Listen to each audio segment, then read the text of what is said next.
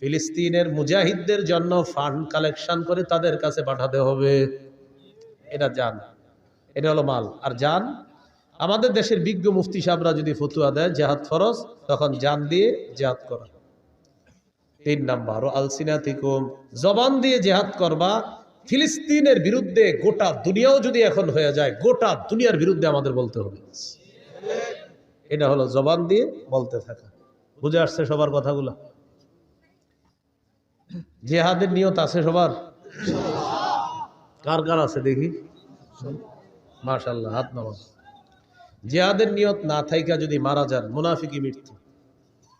সহিহ মুসলিমের বর্ণনা, 1910 নম্বর হাদিস, 1910 নম্বর হাদিস। قال رسول الله صلى الله عليه وسلم من مات ولم يغزو ولم يحدث به نفسه مات على شعبة من النفاق। কোন মুসলমান যদি মারা যায় আর সে জিহাদ করলো না অথবা জিহাদের নিয়ত করলো না, সে মুনাফিকি মৃত্যুবরণ করলো। قال رسول الله صلى الله عليه وسلم عليكم بالجهاد في سبيل الله فإنه باب من أبواب الجنة। নবীজি বলেন, তোমরা নিজেদের উপর আবশ্যক করে নাও আল্লাহর রাস্তায় লড়াই করা। মনে রাখবা, জিহাদ হলো জান্নাতের দরজা সমূহের মধ্যে একটা দরজা। জান্নাতের একটা দরজা জিহাদ। ফিলিস্তিনের ছোট্ট ছোট্ট বাচ্চাদের মস্তিষ্ক তৈরি হয় ছোটবেলা থেকে যে ইসলামের পবিত্র একটা বিধান হলো জিহাদ। আমাদের দেশে মানুষ জিহাদের নাম শুনলে বলে ইন্না লিল্লাহ। কি বলে? মানে এটা আবার কি বললেন হুজুর? এই বিষয় ছাড়া অন্য কিছু থাকলে বলেন। মা বোনরা শুনেন, সন্তানকে শৈশব থেকে জিহাদের মানসিকতায় বড় করতে হবে। পৃথিবীর যে গতি দেখা যাইতেছে, মুসলমানদের মধ্যে প্রচুর মুজাহিদ বাহিনী তৈরি করা এখন সময়ের দাবি। আল্লাহ কথাগুলা বুঝার তৌফিক দান করেন। قال رسول الله صلى الله عليه وسلم من قتل في سبيل الله فوق ناقة وجبت له الجنة। নবীজি বলেন, কেউ যদি আল্লাহর রাস্তায় লড়াই করে এই পরিমাণ ওটের দুধ 2 বার আপনি পান করলেন, একবার এরপরে আবার পান করলেন, এই যে মাঝে সময়টা গ্যাপ হয়, নবী বলেন এই পরিমাণ কোন ব্যক্তি যদি আল্লাহর রাস্তায় আল্লাহর দ্বীন প্রতিষ্ঠিত করার জন্য লড়াই করে, তার জন্য আল্লাহর জান্নাত ওয়াজিব হয়ে যায়। এই জন্য জিহাদের নিয়ত সবাই রাখবো, বলেন ইনশাআল্লাহ। আবু দাউদের হাদিস, 2484 নম্বর হাদিস, 2484। قال رسول الله صلى الله عليه وسلم لا تزال طائفة من أمتي يقاتلون على الحق ظاهرين على من ناوأهم। নবীজি বলেন, আমার উম্মতের একটা দল সদা সর্বদা হকের পক্ষে লড়াই করবে। তাদের সাথে বাতিল লড়াই করতে আসবে, বাতিলদেরকে তারা নাস্তানাবুদ করে ছাড়বে, বাতিলদেরকে তারা সর্বশেষ পরাজিত করে ছাড়বে। যার বড় প্রমাণ হলো বর্তমান আফগানিস্তান। কোন দেশ? আফগানিস্তান। অভিভাবক বানাইছে কাকে জানেন? আল্লাহকে। কাকে? আমাদের অভ্যাস হলো এক তাগুত অভিভাবক বানানোর পর এটারে চাইরা আরেক তাগুতকে অভিভাবক বানাই। সূরা বাকারার 257 নম্বর আয়াতে আল্লাহ বলেন, আল্লাহু ওয়ালিয়্যুল্লাযীনা আমানু, ঈমানদারদের অভিভাবক হলেন আল্লাহ। বলেন ঈমানদারের অভিভাবক কে? আল্লাহ। সূরা মাঈদার 51 নম্বর আয়াতে আল্লাহ বলেন, ইয়া আইয়ুহাল্লাযীনা আমানু লা তাত্তাখিযুল ইয়াহুদা ওয়ান নাসারা আউলিয়া। হে ঈমানদারগণ, ইহুদি খ্রিস্টানদেরকে অভিভাবক রূপে গ্রহণ করবা না। বারবার আমরা ভুল করি, এক অভিভাবক ছেড়ে আরেক অভিভাবক ধরি, কিন্তু মজার ব্যাপার আর দুঃখের ব্যাপার আর ইন্টারেস্টিং ব্যাপার, আগে যেটাকে ধরি সেটাও তাগুত, পরে যেটাকে ধরি সেটাও তাগুত। তাই মুসলমানদের চূড়ান্ত ভাগ্য পরিবর্তন হয় না। এই জন্য বাংলাদেশে একটা সময় চলতেছে এখন যদি হুজুররা গুতাগুতি বন্ধ না কইরা এখন যদি এক না হইতে পারে, আগামী 50 বছর এই সুযোগ আর আসবে না। এটা এখন চলবে আমাদের বাংলাদেশে। সব মুসলমানদের মনের দাবি একটা এখন, যে আমরা বাংলাদেশে ইসলামী মাইন্ডের কোন নেতা চাই। এটা সব মুসলমানদের একটা মনের চাওয়া। আপনি খুঁজে দেখেন, হাঁটতে হাঁটতে সবার এটা চাওয়া। কিন্তু এই সুযোগটা যদি কাজে না লাগাই, পরে ওই যে ওই একটা আগুন ছাইরা আর একটারে ধরি, বৃষ্টি থেকে বাঁচার জন্য ঝর্ণার নিচে এসে দাঁড়াই। থেকে বাঁচার জন্য কই দাঁড়াই? কেউ আপনার ঝর্ণার নিচে কেন? বাইরে বৃষ্টি, এখানে কি? ও আচ্ছা। এই ভুল বারবার করলে ভাগ্য পরিবর্তন হবে না। আবু বকর, ওমর, উসমান, আলী রাদিয়াল্লাহু তাআলা আনহুম, তাদের যুগের সেই খেলাফতের রাশেদা, খেলাফত ব্যবস্থা ছাড়া মুসলমানদের চূড়ান্ত ভাগ্য পরিবর্তন হবে না, হতে পারে না কিয়ামত পর্যন্ত। তো বলছিলাম, রাসূলুল্লাহ সাল্লাল্লাহু আলাইহি সাল্লাম বলেন, লা তাজালু তাইফাতুম মিন উম্মতি ইউকাতিলুনা আলাল হক, আমার উম্মতের একটা দল সদা সর্বদা হকের পক্ষে লড়াই করবে। যাহিরিনা আলা মান্না ওয়া আহুম, তাদের বিরুদ্ধে যারা থাকবে তাদেরকে তারা পরাজিত করে ছাড়বে। হাত্তা ইউকাতিলা আখির উম্মতি আল মাসিহাদ দাজ্জাল, এমনকি আমার উম্মতের সর্বশেষ দলটি দাজ্জালকে পর্যন্ত পরাজিত করবে। আমার উম্মতকে আল্লাহ বিজয় দান করবে। আবু দাউদের 2532 নম্বর হাদিসের বর্ণনা, 2532। এই হাদিসে কি বলে দেবেন? قال رسول الله صلى الله عليه وسلم ثلاثة من أصل الإيمان, নবীজি বলেন ঈমানের মূল হলো তিনটা। বলেন ঈমানের মূল কয়টা? মানে অনেকগুলো আছে, এর মধ্যে সবচেয়ে বেশি মূল কয়টা? এক নম্বর, আল কাফু আম্মান ক্বালা লা ইলাহা ইল্লাল্লাহ। পড়েন তো আপনি আমার সাথে, পড়েন। এ দেখেন, উনি পড়ছে না, আমিও দাবি করে আমি মুমিন, আর উনিও দাবি করে উনি মুমিন। আমার উপর প্রথম কাজ হলো আমি ওনারে কষ্ট না দেওয়া। এটা ঈমানের মূল বিষয়ের একটা বিষয়, যে লা ইলাহা ইল্লাল্লাহ ওয়ালাকে তুমি কষ্ট দিবা না। এটা প্রথম। আল কাফু আম্মান ক্বালা লা ইলাহা ইল্লাল্লাহ, যে লা ইলাহা ইল্লাল্লাহ মুখে বলে, অন্তরে বিশ্বাস করে, এই ব্যক্তিকে আমি কষ্ট দিতে পারবো না। এটা ঈমানের মূল বিষয়ের একটা বিষয়। দ্বিতীয় বিষয়, ওয়ালা নুকাফিরুহু বিযাম্বিন, কোন মুমিনকে শুধু গুনাহের কারণে আমরা তাকে কাফের বলবো না। তিন নাম্বার, ওয়ালা নুখরিজুহু মিনাল ইসলামি বিআমালিন, কোন আমলের কারণে কোন মুসলমানকে ইসলাম থেকে বের করে দিব না। কোন আমলের কারণে ইসলাম থেকে তাকে আমরা বের করে দিব না। হ্যাঁ হুজুর, তার ব্যাপারে কোনো ফতোয়া আসবে, এটা ফতোয়া বিভাগ ফতোয়া দিবে, আপনি কথায় কথায় কাউরে কাফের বলে ফেললেন।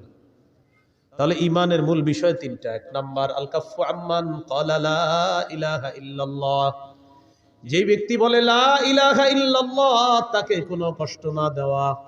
দুই নাম্বার, ওয়ালা নুকাফিরুহু বিযাম্বিন, কোন মুমিনকে গুনাহের কারণে আমরা কাফের বলবো না। তিন নাম্বার, ওয়ালা নুখরিজুহু মিনাল ইসলামি বিআমাল, কোন মুমিনের কোন আমল দেখাই তাকে আমরা ইসলাম থেকে বের করে দিব না।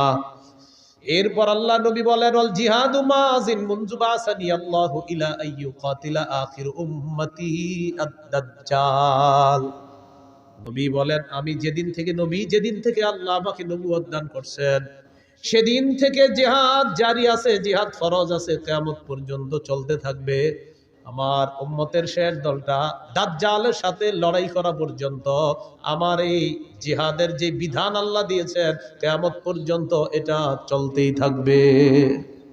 তাহলে কিয়ামত পর্যন্ত জিহাদ চলতে থাকবে। এবার আমার সাথে বলেন, কোন জালেমের জুলুম, কোন বিচারকের বিচার জিহাদকে বাতিল করতে পারবে না। নবীজি বলেন, লা ইউবতিলুহু জাওরু জাইরিন ওয়ালা আদলু আদিলিন, কোন জালেমের জুলুম আর কোন বিচারকের বিচার জিহাদকে বাতিল করতে পারবে না। কোন দেশের সুপ্রিম কোর্ট, হাইকোর্ট যদি ফতোয়া দেয়, হাইকোর্ট যদি এই বিচার দেয়, এই রায় দেয়, হাইকোর্টের পক্ষ থেকে যদি এই বিচার আসে আর এই রায় আসে, পেপারে আসে, কি আসে? যে দেশে জিহাদ করা যাবে না, জিহাদের বিধান বাতিল। নবীজি বলেন, তোমরা বলে দিবা তুই বাতিল। কারণ বিচারকের বিচার তো জিহাদ বাতিল করতে পারে না। তো কেউ যদি বলে জিহাদ বাতিল, আপনি বলবেন, প্রিয় ভাইয়া আপনি বাতিল, প্রিয় বিচারক আপনি বাতিল। বলবে, এটা কোনো কথা? বলবে আমাদের নবী বলছে আপনি বাতিল। কারণ আপনার বিচার জেহাদ এটা বাতিল করতে পারবে না। নবীর আল্লাহ যেদিন থেকে নবী বানাইছে কিয়ামত পর্যন্ত জেহাদের বিধান চালু থাকবে। আপনার মতো বিচারকের বিচার আর কোন জালেমের জুলুম কিয়ামত পর্যন্ত পবিত্র জিহাদকে বাতিল করে নাই, করতে পারবে না। আপনি করলেও হবে না, আপনি বাতিল হবেন। এ হলো জেহাদের বিধান। আল্লাহ আমাদেরকে বুঝার তৌফিক দান করেন। তবে ওই বিষয়টা গুরুত্বপূর্ণ। আমরা জেহাদ করব কখন? এদেশের বিজ্ঞ মুফতিরা ফতুয়া দিবে যখন। বিজ্ঞ মুফতি সাহেবরা ফতুয়া দিতে হবে। আপনি সকালে গিয়ে আবার কিছু উড়াই দিয়েন না, কিন্তু বিজ্ঞ মুফতি সাহেবদের ফতুয়া লাগবে, তখন জেহাদ ফরজ হবে। আল্লাহ কথাগুলা বুঝার তৌফিক দান করেন। সহিহ বুখারীর বর্ণনা 3123 নম্বর হাদিস। عن أبي هريرة رضي الله تعالى عنه قال قال رسول الله صلى الله عليه وسلم تكفل الله لمن جاهد في سبيل الله لا يخرجه إلا الجهاد في سبيله وتصديق كلماته بأن يدخله الجنة أو يرجعه في مسكنه الذي خرج منه ما نال من أجر أو غنيمة। কোন ব্যক্তি জিহাদে বের হয়েছে, শুধু জিহাদের নিয়তে বের হয়েছে এবং আল্লাহর কথাগুলা বিশ্বাস করছে, হ্যাঁ জিহাদ করলে এই লাভ, এগুলা জেনে সে বের হয়েছে, এই ব্যক্তি জিহাদের ময়দানে যাওয়ার পর আল্লাহ দায়িত্ব নিয়ে নেয়, হয়তো শহীদ বানায়া তাকে জান্নাতে পৌঁছায়া দিবে, না হয় প্রচুর গনিমতের মাল সহ তার ঘরে আল্লাহ তাকে ফিরিয়ে দিবে। সহিহ মুসলিমের বর্ণনা 1878 নম্বর হাদিস। قال رسول الله صلى الله عليه وسلم مثل المجاهد في سبيل الله كمثل الصائم القائم القانت بآيات الله لا يفطر من صيام ولا صلاة حتى يرجع المجاهد في سبيل الله। নবীজি বলেন, কোন ব্যক্তি নফল রোজা রাখে, নফল নামাজ পড়ে আর নামাজের মধ্যে ধারাবাহিক কোরআন তেলাওয়াত করে। কোন ব্যক্তি নামাজের মধ্যে আছে, নফল নামাজের মধ্যে কোরআন তেলাওয়াত করতেছে, আর লোকটা রোজা অবস্থায়, এক হলো সে রোজাদার, আরেক হলো সে নামাজের মধ্যে আছে, আরেক হলো সে আল্লাহর কোরআন তেলাওয়াত করতেছে। সবগুলাই গুরুত্বপূর্ণ। নবীজি বলেন, এই ব্যক্তি কোন রকম ক্লান্তিহীন ভাবে এই ইবাদত করলে যে সওয়াব, নফল নামাজ ধারাবাহিক পড়ে, রোজাও রাখে আর তেলাওয়াত করতেছে, কোনো ক্লান্ত নয়, এই লোকটা ক্লান্ত হয় না।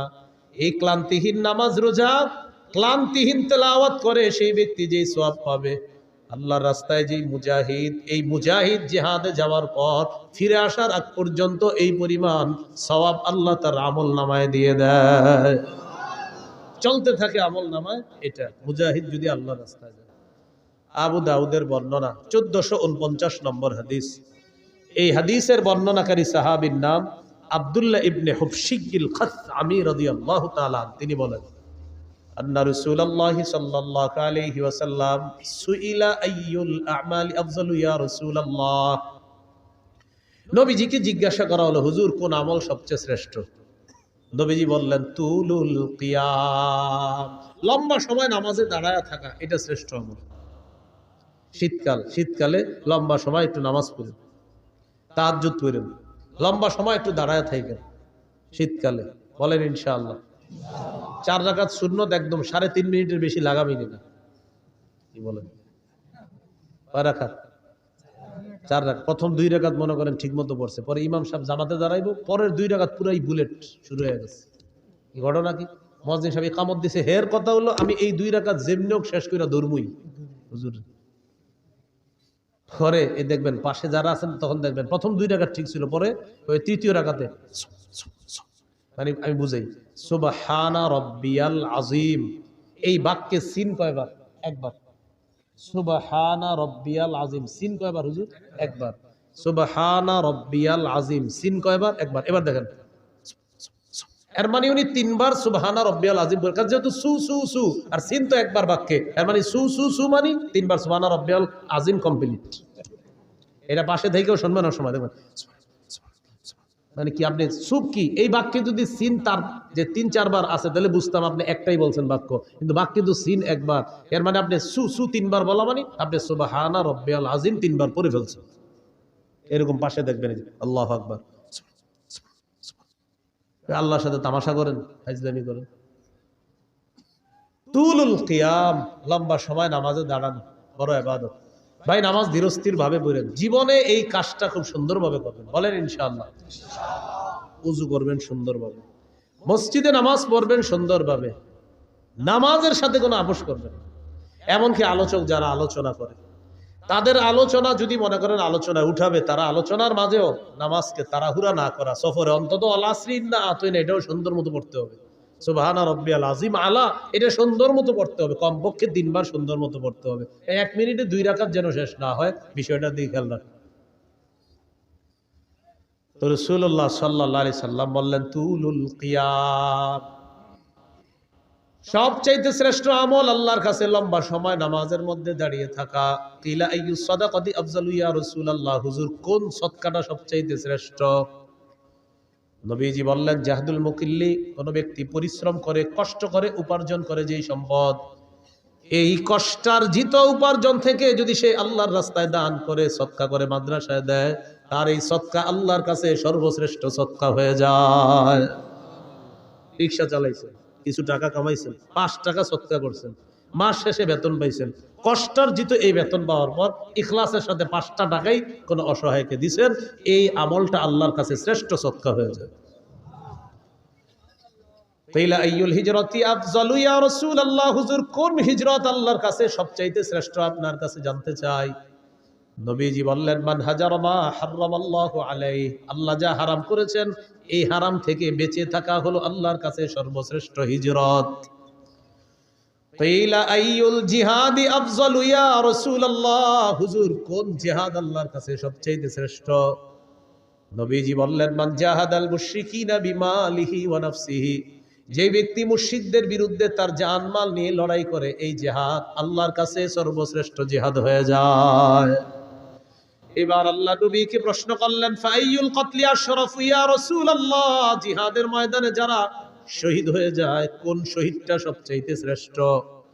নবীজি বললেন মান উহরিকা দামুহু ওয়া উতিরা জাওয়াদুহু, যে ব্যক্তি বাহন নিয়ে জিহাদের ময়দানে আসে, তাকে যদি শহীদ করা হয়, তার বাহনটাও যদি শহীদ করে দেওয়া হয়, এই শহীদ হলো আল্লাহর কাছে সর্বশ্রেষ্ঠ শহীদ। এটা হলো সবচেয়ে মর্যাদাপূর্ণ হত্যা, তাকেও হত্যা করা হয়েছে আর তার বাহনটাকেও হত্যা করা হয়েছে, এটা আল্লাহর কাছে সর্বশ্রেষ্ঠ শহীদ হিসাবে পরিগণিত হয়। এই হলো আপনার জিহাদের ময়দানে জিহাদের ফজিলত। তিরমিজির বর্ণনা 1655 নম্বর হাদিস, 1655 নম্বর হাদিস। عن أبي هريرة رضي الله تعالى عنه قال قال رسول الله صلى الله عليه وسلم, নবীজি বলেন সালাসুন হাক্কুন আলাল্লাহি আউনুহুম, 3 ব্যক্তিকে সাহায্য করা আল্লাহ নিজের উপর ওয়াজিব করে নেয়। বলেন তো কয়জনকে সাহায্য করা আল্লাহ নিজের উপর ওয়াজিব করে নেয়? 1 নাম্বার আল মুজাহিদু ফি সাবিলিল্লাহ, যে ব্যক্তি আল্লাহর রাস্তায় জিহাদের মধ্যে আছে তাকে সাহায্য করা আল্লাহ নিজের উপর ওয়াজিব করে নেয়।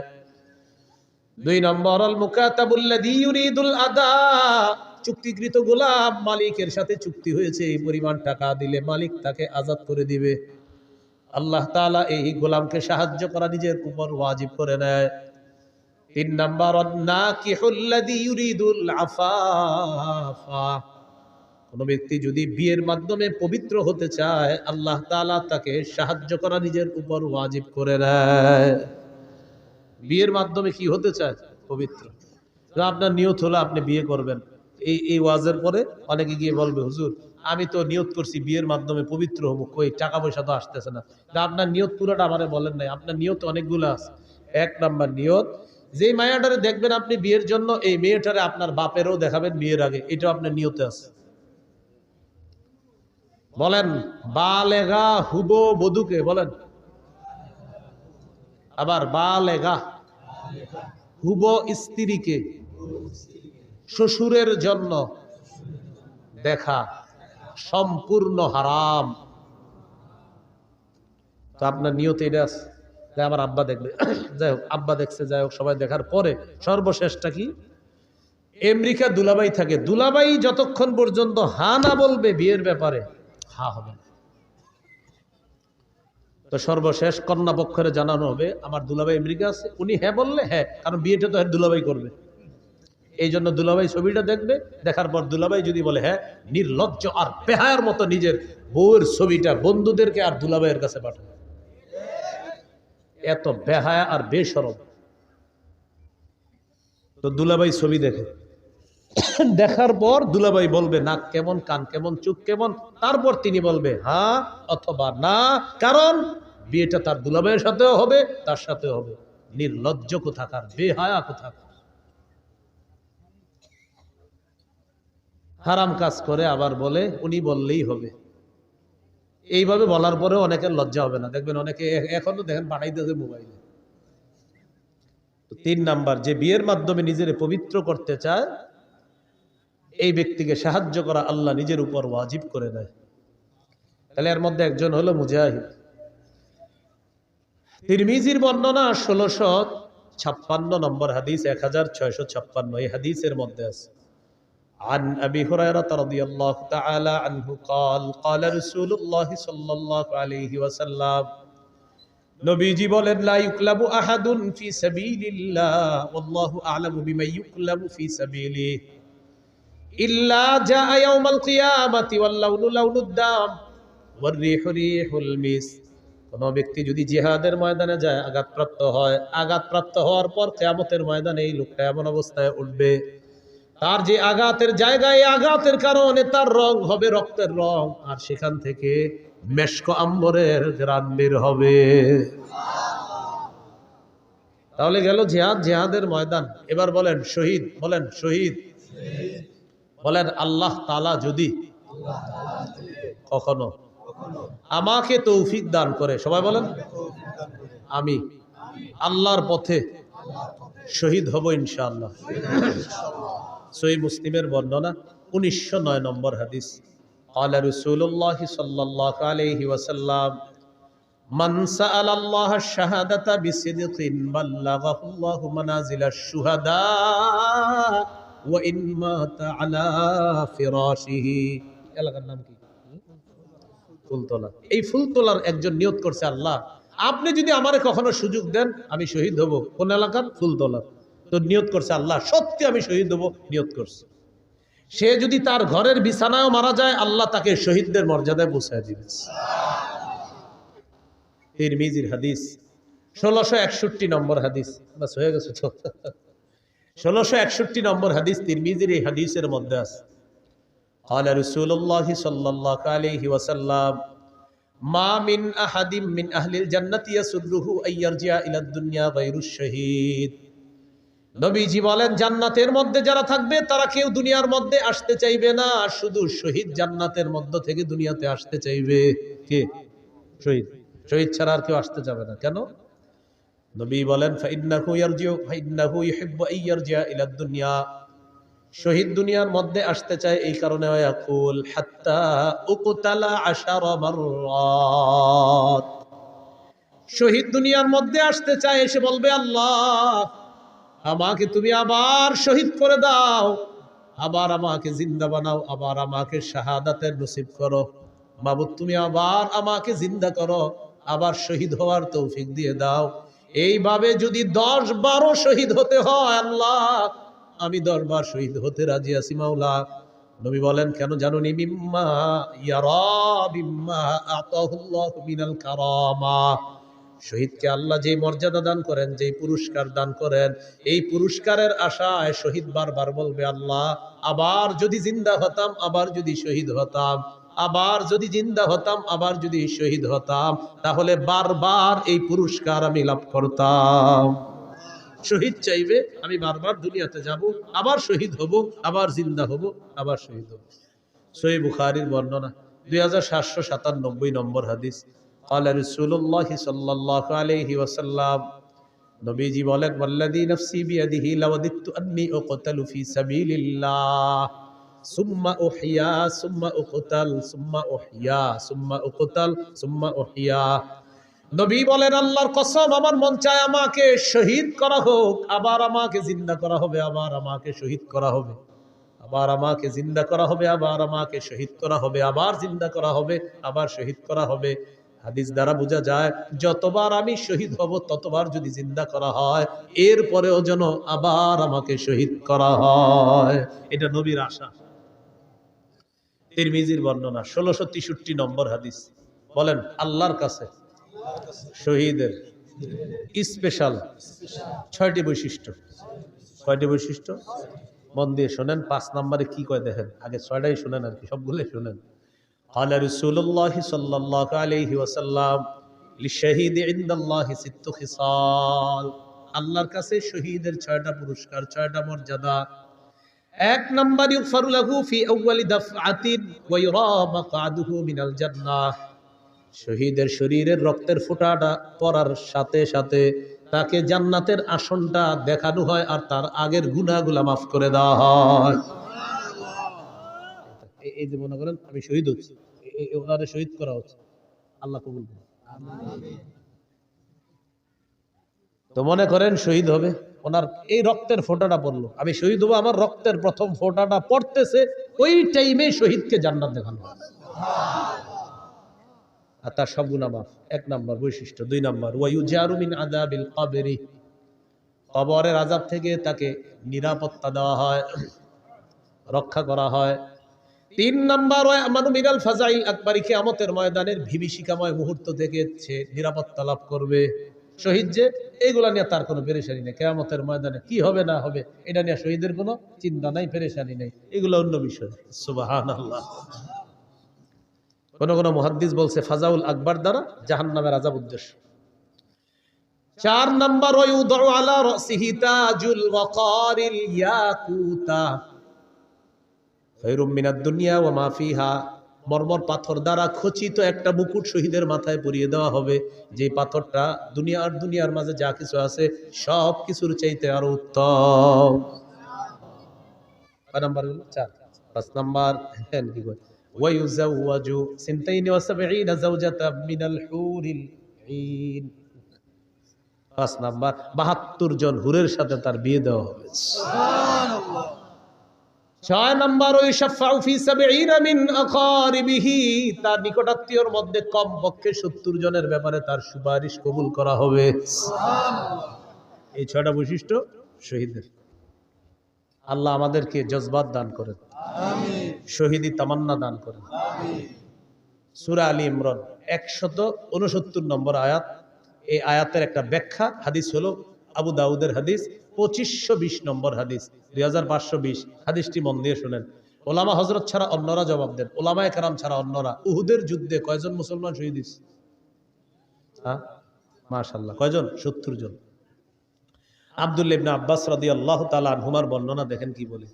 লাম্মা উসিবা ইখওয়ানুকুম বিউহুদিন। নবী বলেন উহুদের যুদ্ধে যখন তোমাদের ভাইয়েরা শহীদ হলো, জাআলাল্লাহু আরওয়াহাহুম ফি জাওফি তায়রি খুদরিন। আল্লাহ তাআলা তাদের আত্মাগুলা সবুজ পাখির পেটে ঢুকায় দিস। সবুজ পাখির পেটে দিয়ে দিস। তারিদু আনহারাল জান্নাতি ওয়া তাকুলু মিন সিমারিহা ওয়া তাবি ইলা কানাদিলা মিন যাহাবিন মুআল্লাকাতিন ফি জিল্লিল আরশ। সবুজ পাখির পেটের মধ্যে ঢুকিয়ে দেওয়ার পর এই পাখির নদীর ঝর্ণা, ওই নদী নালা আর ঝর্ণার উপরে উড়ে উড়ে বেড়ায় আর জান্নাতের ফল খায়, জান্নাতের ফলমূল খায়। ওয়া তাবি ইলা কানাদিলা মিন যাহাবিন মুআল্লাকাতিন ফি জিল্লিল আরশ। আরশের নিচে স্বর্ণ দ্বারা তৈরি করা ফানুস আছে, ওই ফানুসের মধ্যে গিয়ে পাখিগুলা বসে। তো পাখির ভিতরে কার আত্মা? শহীদের। তো পাখিগুলা বৈশা কি বলে দেখেন, ফালাম্মা ওয়াজাদু তিবা মাকালিহিম ওয়া মাশরাবিহিম ওয়া মাকিলিহিম। তারা তাদের মনোভূত বাসস্থান পাইল, মনোভূত খাবার পাইল, মনোভূত পানি পাইল। এগুলা পাওয়ার পর তখন তারা কি বলে দেখেন, তখন তারা বলে মাইয়ুবাল্লিগু আন্না ইখওয়ানানা। আচ্ছা, আমরা যে এত নিয়ামতের মধ্যে আছি, দুনিয়া আমাদের ভাইদেরকে কে জানায়া দিবে কথাটা, আল্লাহ আমগরে কত নিয়ামত দিস। শহীদরা বলতেছে। এতটুকু বুঝে আসছেন? হাদিসের ব্যাখ্যা হলো কেন শহীদরা এটা বলে, লিআল্লা ইয়াজহাদু ফিল জিহাদ ওয়ালা ইয়ানকুলু ইনদাল হারব। যেন আমাদের দুনিয়ার ওই ভাইয়েরা জিহাদের প্রতি অনাগ্রহ না দেখায় আর অলসতা না করে। তাই শহীদরা বসে বসে বলতেছে আমাদের এত নিয়ামতের কথা তাদেরকে কে জানাবে। আল্লাহ জবাব দিয়ে দিলেন, আমি জানাবো। সুবহানাল্লাহ। উবাল্লিগুহুম আনকুম। তোমাদের বিষয়টা আমি জানিয়ে দিচ্ছি। তখন আল্লাহ সূরা আলী ইমরানের 169 নম্বর আয়াত নাজিল করছে। 4 পারা হাফিজি কোরআন মাজিদ অনুযায়ী 11 নম্বর পৃষ্ঠা দেখবেন, মাঝের একদম একটু পরে আছে আয়াতটা। আল্লাহ বলেন, ওয়ালা তাহসাবান্নাল্লাযীনা কুতিলু ফি সাবিলিল্লাহি আমওয়াতা, যারা আল্লাহর রাস্তায় শহীদ হয় তাদেরকে তোমরা মৃত বলো না, বালহুম আহইয়া, বাল আহইয়াউন, তারা জীবিত, ইনদা রাব্বিহিম ইউরযাকুন, রবের কাছে তাদেরকে রিজিকের ব্যবস্থা করা হয়, তাদেরকে খাবারের ব্যবস্থা করা হয়। তাহলে শহীদ হওয়ার নিয়ত আসেনি সবার ইনশাআল্লাহ। ক্রেতাকে, বিক্রেতা, দ্রব্য জানমাল, দ্রব্য জান্নাত, মূল্য জান্নাত, বাজার জিহাদের ময়দান। আবার ক্রেতা, বিক্রেতা, দ্রব্য জান্নাত, মূল্য জান্নাত, আর বাজার জিহাদের ময়দান। তাহলে জিহাদের ময়দান আর হলো শহীদের তামান্না, এগুলো আমরা মনে রাখবো ইনশাআল্লাহ। আল্লাহ তাআলা আমাদের সকলকে যে কথাগুলো শুনলাম বললাম, আমরা সবাই যেন কথাগুলো আমাদের জীবনে আমরা বাস্তবায়ন করতে পারি, আল্লাহ তৌফিক দান করেন। আল্লাহ আমাদের সকলকে জান্নাতে আবার একসাথে দেখা করার তৌফিক দান করেন। সুবহানাল্লাহি ওয়া বিহামদিহি, সুবহানাকাল্লাহুম্মা ওয়া বিহামদিক, আশহাদু আল্লা ইলাহা ইল্লা আনতা, আস্তাগফিরুকা ওয়া আতুবু ইলাইক। আজকে আপনারা আমি গাড়িতে যাইতে যাইতে যাদের মিম্বরের আমানত একটা সংকলন আছে, যদি কারো লাগে